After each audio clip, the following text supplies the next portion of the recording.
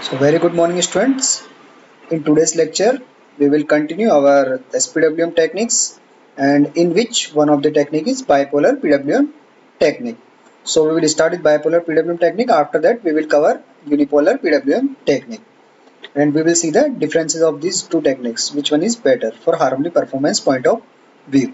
So this is the carrier waveform, and second one is the reference wave, which is sinusoidal in case of sinusoidal pulse width modulation technique.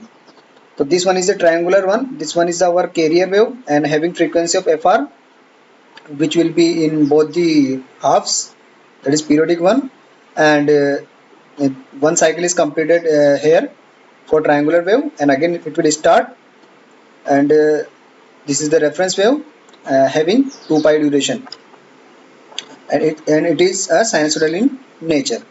So if we want to apply this SPWM technique for the single phase full bridge inverter case, then it will be a topology of single phase full bridge inverter. Four switches are there, which are made of IGBT switches, and this is supply. We will divide the supply by VDC by 2 and VDC by 2. This is a virtual neutral point at O point, and between A and B point we will take the output terminals to load side, and now we provide this switching pulses by to these switches by using this SPWM technique. So what is the switching logic to on these switches? So this is the reference signal, which is triangular in one, and this is a reference wave. We pass these two signals to a comparator, and in the comparator, if the logic VR greater than VC, that is when reference waveform having amplitude higher than the carrier waveform, then it will trigger S1 S2 switches of the full bridge inverter. But this condition, if this condition is not fulfilled, then in this case, what is the condition? This is a NOT operator, that is just reverse logic will be there. So if we are greater than VC not possible, then trigger the S3 S4 switches of the full bridge inverter. So this is the logic behind the conduction of the switching devices in the full bridge inverter case by using this bipolar SPWM technique. So we will see this logic in these waveforms. See, this is the point origin where the both the waveforms are meet, and in first part, if we see, VC will be greater than of this waveform. This waveform is the VR. This is a reference, and this one is the VC waveform on the higher side. So VC greater than of VR. So what will be logic in this case? If VC greater than of VR, then this is the second case. When so switches S3 S4 are triggered. So if the switches S3 and S4s are triggered, then what will be the pole voltage? So pole voltage we earlier see in the lectures of full bridge inverter. What is the pole voltage? What is the line voltage? So pole voltage is the voltage at the this midpoint of this leg or arm to this virtual neutral point. So in this case, when S3 S4s are on, S3 S4 are on, then the current will be flowing like this.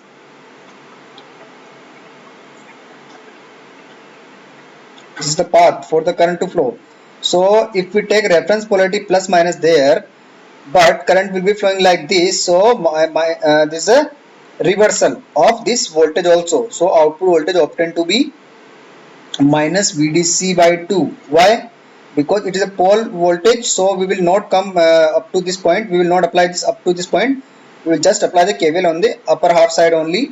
So VA0, which is the pole voltage of the A point with respect to O. So if the S3 is on, then that is a output voltage equals to, this is a plus this is a minus VDC by 2. Why minus VDC by 2? We will see this logic.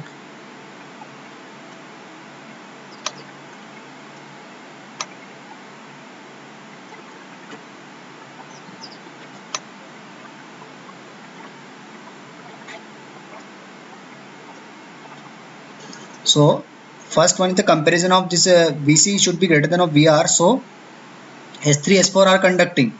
So if S3 S4 are conducting, but we want pole voltage which is VA0, so we can obtain this by this arm 1 where switch S4 is there. So we will simply apply KVL to this S4 loop. So if we apply there, then we will obtain the pole voltage of A to O point. Otherwise, in case of S3, we will not obtain. By using S3, we will obtain only VB0 pole voltage. So if you obtain VA0, then what we do, we apply the KVL in this loop. So how apply this KVL? So if we apply KVL in this loop, then we obtain the pole voltage. So it will be VDC by 2 minus VOA equals to 0. So VA0 equals to minus VDC by 2. So waveform will be start from minus VDC by 2. And in the second half, we will see compare. We are on the higher side comparison to this VC waveform. So in this case, which switches are on? T1, S1, S2 are on according to logic.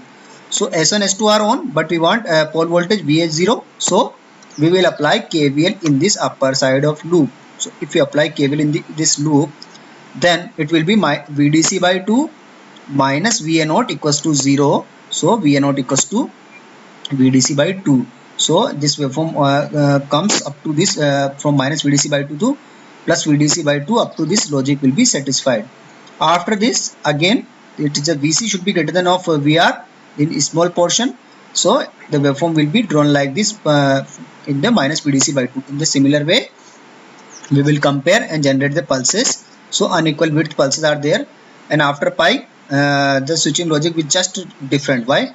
So this VC will be greater than of VR. In this case, so this waveform is just reversed and come into positive half cycle, and it will repeat. So by the comparison of this VR and VC according to logic which will be provided to comparator by the comparator, so we generate the pulses. How we will obtain the VB0, which is the pole voltage of point B with respect to O. So in the previous lecture, we will see that the VA0 and VB0 are the pole voltage which are shifted by of angle of 180 degree. So simply what we do, we will shift this VA0 waveform by 180 degree. So it is just reversed. So the negative part will become in the opposite side, and this positive part comes into negative side. So in this way, we will draw the VB0 waveform, or you can do by the comparison of this logic also. But simple way is that we simply shift this 180 degree to obtain the waveform of VB0. Now we will obtain the line to line voltage, which is VAB. So how we will obtain the VAB? So VAB equals to VA0 minus VB0. So subtract these two waveforms and you will get the waveform of this line to line voltage. So if we subtract VA0 minus VB0, so see, this is the minus VDC by 2 in the first half, this part, minus VDC by 2 will be there, and this is the plus VDC by 2 will be there. If we subtract minus VDC by 2 minus of minus VDC by 2, then we'll obtain minus VDC. So minus VDC form will start from minus VDC. Again, this is plus VDC by 2 will be there, and minus VDC by will be there. So if we subtract both, then we will obtain the plus VDC. So in this way, we will subtract and obtain the waveform like this. So what will be observed in this waveform is that line to line voltage, both polarities of output voltage will be there, plus VDC and minus VDC. So it is called as bipolar SPWM technique. So bipolar waveform will be there having polarity of plus VDC and minus VDC. So it is a bipolar type of SPWM technique. Now we will see the average pole voltage concept. So numericals are basically formed here, average pole voltage concept. So what is the pole voltage concept? We will take this part of the waveform which will be there. This one is the part of the waveform. This is a straight line, and this is the reference waveform. So generally what we take that reference carrier waveform having a higher frequency. So if the carrier waveform have a high frequency, so it will be like this. Carrier waveform having frequency is higher than, so it will fluctuate faster. But if we draw the reference waveform, then it will be like this.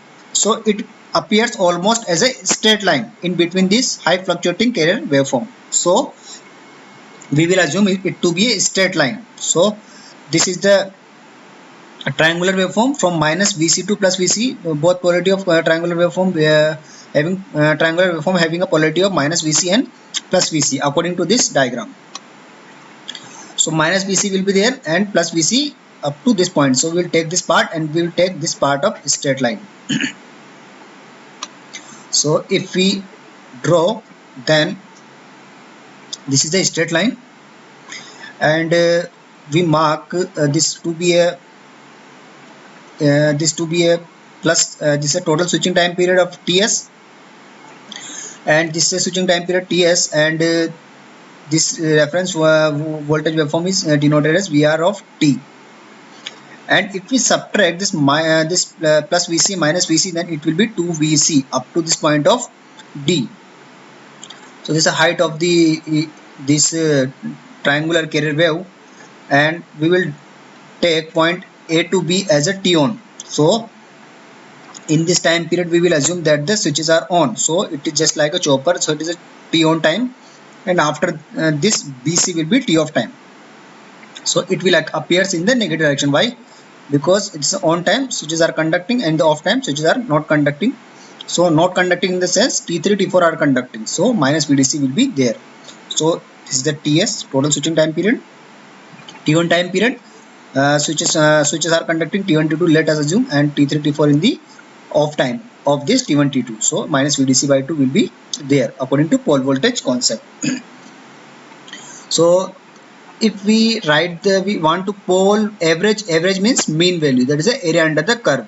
So if we find area of this output voltage, this is the output voltage, actually this waveform will be output voltage of the output pole voltage, VA naught, or you can simply take VB naught also, but we will calculate for the VA naught. So it is the VA naught waveform with respect to time.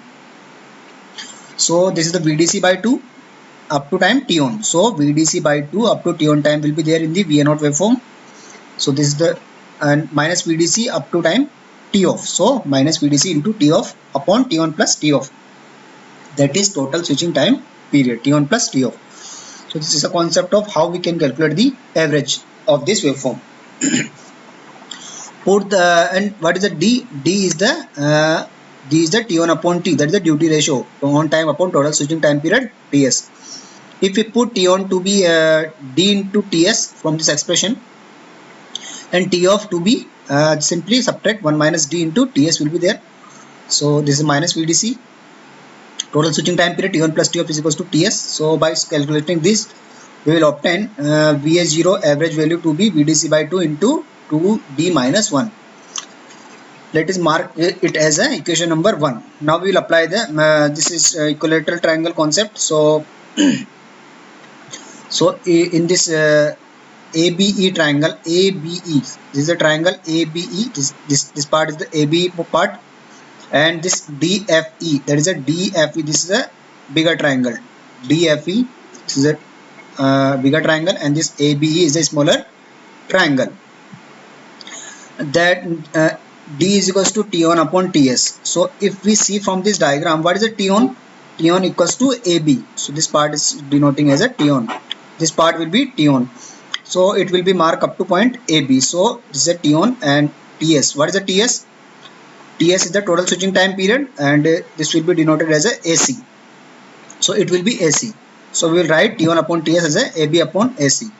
And what is the AC? AC is just similar as a EF. Why? Because these two parts are horizontal. So if these two parts are horizontal, we will this is a straight line, and so this AC is equals to EF in length. So and this we can replace AC by EF, and after that AB equals to AE. So AB equals to AE, what that it means? Now we will apply this concept of equilateral triangle. So similarity of this triangle, so AB equals to AE. So this AB upon AE, these two sides of these triangles are equal to this bigger triangle sides, which is AE upon DF. So this this vertical line AE upon this whole length of line DF. So AE upon DF, and this is AB upon EF. So AB upon EF, this horizontal line upon this whole horizontal line up to EF. So AB upon EF equals to AE upon DF. So put the values of AE. So what is the AE? AE from this diagram, if we subtract 2 VC from this VR, then we will obtain the AE. So VR. So this is the VR up to this point. This is the VR straight line part. This is the VR minus of minus VCT. If we subtract this A, we want this AE part. If we want this AE part, how we can obtain this AE part? We will subtract this VR from this minus of minus VCT. And what is the DF? DF is the whole, so it will be DF will be equals to 2 VCT, which is a function of time. So in this way we will calculate the duty cycle. And now if we further calculate this, then we will calculate 2D minus 1 from this expression. It will be equation number 2. Put from equation number 2 to this 2D minus 1 value in the equation number 1. So if we put into equation number 1, this 2D minus 1 equals to VR upon VT, put in expression number 1, then we will obtain it to be VDC by 2 into VR upon VCT. These both are the function of time. And what is the VRT? VR is the reference waveform which is sinusoidal in nature. So having peak amplitude of VM sin omega t upon VCT. VCT is just remain the same, mark it as a function of time. So VCT doesn't change, it will be same as this is a VCT. So in this case VA0, that is a pole voltage, average pole voltage there, because VA0 and average because calculate the area under the curve. So this from this expression of above, M into VDC by 2 sin omega t, which is the average pole voltage, because this M will be modulation index, will be defined as a peak of the reference upon peak of the carrier. So peak of the reference means sinusoidal one, so it is a peak having amplitude of VM, and this peak of the carrier which is equals to VC. So it will be VM upon VC, which is a modulation index. So we put the modulation index to be there, and this is a VDC by 2 remains the same, and it will hold sin omega t. So this is a pole voltage, average pole voltage. And if you want VBO, then we will shift by 180 degrees. So minus 180 degree will be there in this VBO concept. What is the pole to pole line voltage? If you want pole to pole line voltage, we will simply subtract these two waveforms by vectorial subtraction of vectorial addition. Then we will obtain MVDC into sin omega t, which is the fundamental peak value of line voltage. Fundamental means this part, only MVDC, which is the peak value of the fundamental line voltage. These two expressions are very important. So peak value of pole voltage, what will be it in MVDC by 2, and MVDC, which is equals to peak value of line voltage. So now what is the advantage of this bipolar PWM technique? THD will be less than 5% without using the large size of filter. So always THD we will want to make the less than 5% and without using a large size of filter.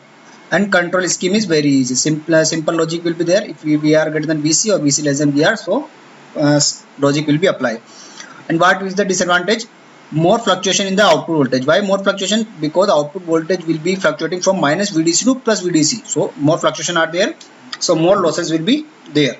Second point, more losses will be there because switching frequency is 50 times of FR, and efficiency decrease because losses are increasing. In this way, the bipolar technique have a more fluctuation output voltage. By using unipolar technique, by using the unipolar PWM technique, we will further reduce these losses into this PWM technique. We will continue this lecture in next slide.